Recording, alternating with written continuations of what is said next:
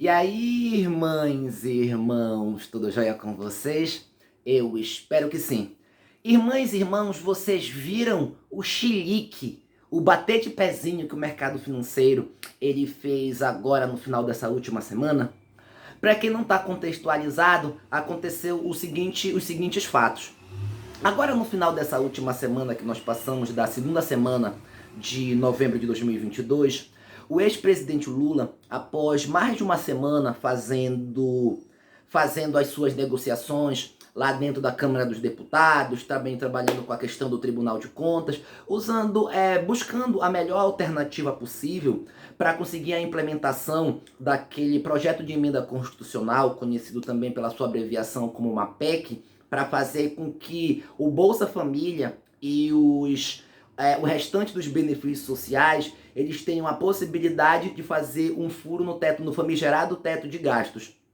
Gente, minha Nossa Senhora, essa reação a gente não podia esperar menos do mercado financeiro. Aí o que aconteceu? O Lula, depois desse período de negociações e barganhas inerentes à nossa política real, ele foi dar uma declaração, aonde o cerne da declaração dele falou que a gente tem que ter menos responsabilidade fiscal e mais responsabilidade social. Essa declaração dele foi o estopim para que as pessoas, todos os atores sociais que são inerentes a essa classe social, eles agissem de determinadas condutas, eles tivessem determinadas reações, para ser mais específico. O mercado financeiro, o preço das ações, ele caiu, o dólar, ele teve uma alta, mas é aquilo que eu sempre digo a vocês, aquilo que eu falei, inclusive, se vocês tiverem mais interesse em ter um contato maior com um texto, um vídeo, no caso, aqui nessa plataforma, uma coisa mais conceitual, uma questão envolvendo detalhes mais minúcios, mais técnico, um conteúdo mais técnico falando, eu convido a vocês a ver esse nosso último vídeo que a gente fala sobre a jogatina no mercado financeiro. E esse mercado financeiro, como eu falei a vocês, que ele é um cassino, num dia, como eu falei a vocês, as ações caíram, o dólar subiu, no dia seguinte as coisas voltaram ao mesmo patamar do dia anterior.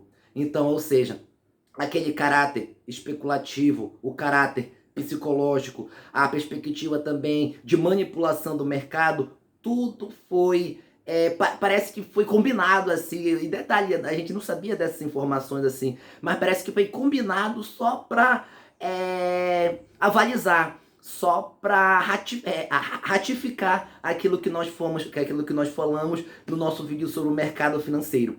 E um pequeno parêntese, que eles são personagens de menor pujança, mas também com a sua determinada relevância, eu quero falar dos atores sociais, que eles são os porta-vozes.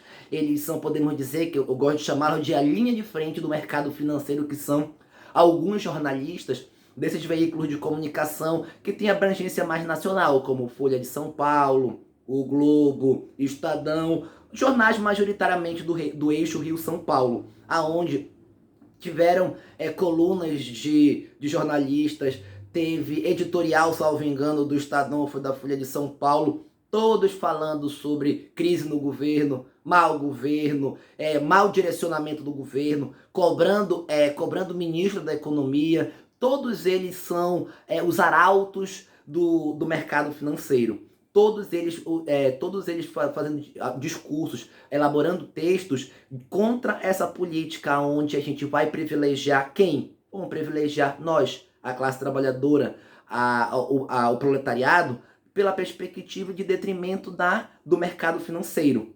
Onde nós, 60 milhões de pessoas, majoritariamente pobres e trabalhadores, que conseguimos votar e eleger o presidente Lula a partir do dia 1º de janeiro.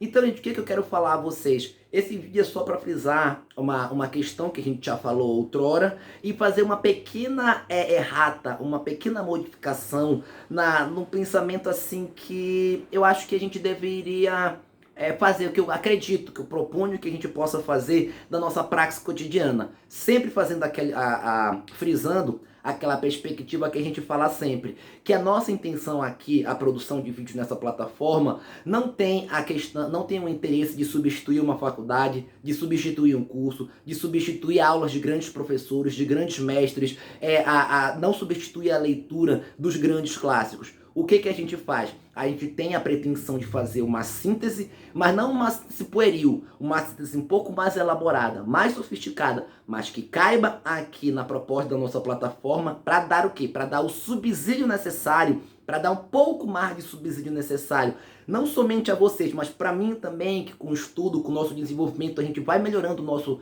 nosso nível intelectual para o quê? O que é a atividade fim? Isso tudo que eu falei para vocês é a trajetória. O nosso desfecho é o quê? É a praxe política, onde eu sempre dou exemplo a vocês. Partidos políticos, sindicatos, associações de bairro, associação de condomínio, todos os lugares onde a gente tiver uma participação social, onde a gente possa fazer a nossa inserção, onde a gente for ocupar os espaços de poder, a gente tem que ter uma qualidade técnica, uma qualidade intelectual. A esquerda não pode ser burra. A direita pode ser burra, que eles são ricos, eles têm dinheiro. A gente da esquerda não. A gente é pobre, então o quê? A gente tem que ter a inteligência, a gente tem que ter a criatividade, a gente tem que ter o molejo, o jogo de cintura para conseguir implementar, arrastar o governo para a esquerda, que é arrastar o governo para onde? É arrastar o governo não, é arrastar a política, a sociedade em prol da gente, que é pobre, da classe trabalhadora. E o que eu falo a vocês? Eu falei a vocês outrora que a gente tinha que tentar ficar nessa corda bamba, que é o equilíbrio entre a gente conseguir fazer a pressão para a gente implementar as políticas sociais, que não é à toa por isso que a gente colocou um governo de esquerda, e tentar também se balancear no mercado financeiro. Mas visto a reação, visto o caráter ideológico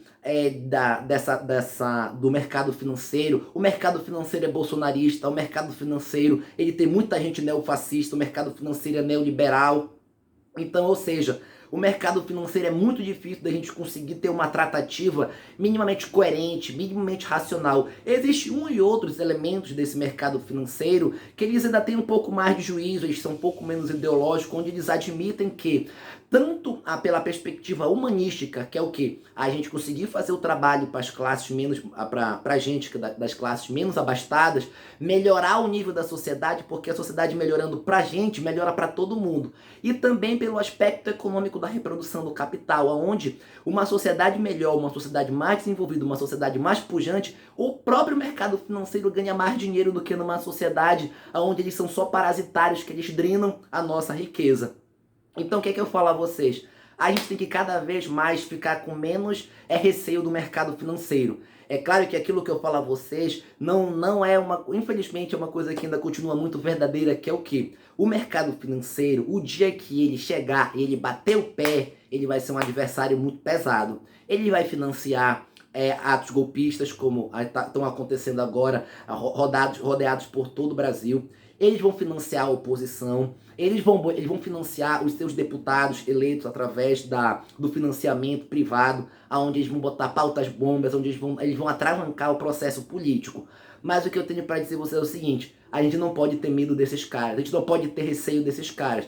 É claro que um vespeiro ou outro a gente pode deixar lá, não agora, mas no momento propício. A gente pode trabalhar com taxação de grandes fortunas, a gente pode trabalhar com taxação de heranças, a gente pode trabalhar com taxação de lucros e dividendos, a gente pode trabalhar com a perspectiva de diminuir esses juros exorbitantes, botar um teto máximo de juros em todas as perspectivas, como já aconteceu outrora na nossa Constituição, o finado artigo 192, ou seja, nós temos muitas coisas, muitos instrumentos para atacar o mercado financeiro. Mas por enquanto agora, vamos nos preocupar em quê? Em fazer todo o nosso approach político para que passe essa PEC agora, para a gente conseguir deixar o valor do Bolsa Família em R$600, mais R$150 por cada filho, por cada dependente, e depois a gente vai para dentro, uma coisa de cada vez. Vamos agitar a sociedade. Primeiro a gente tem 33 milhões de seres humanos para tirar da fome, mais de 120 milhões para tirar da linha da pobreza. Então, ou seja, a gente tem muito trabalho para a gente ficar pensando nesses pormenores do mercado financeiro.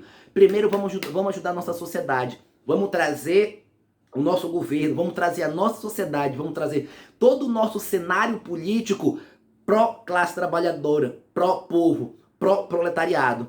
Então, minha gente, depois da gente ter acrescentado todas essas informações, aquele nosso recado sempre de que vamos implementar a praxe política, vamos implementar vamos fazer com que o nosso discurso, o discurso de esquerda, o discurso em prol-comunidade, em prol da solidariedade, ele vire um discurso hegemônico em detrimento desse discurso neoliberal, individualista, que só pensa em si mesmo, concorrência o tempo inteiro, aonde a nossa sociedade não foi formada. O ser humano, ele só existe, ele só conseguiu ser o ser dominante nesse planeta, nessa nossa biosfera, através das grandes comunidades, através da nossa comunhão. Dito isso, minha gente, eu gostaria muitíssimo de agradecer a todos vocês. Um grande beijo, um fortíssimo abraço a todos vocês.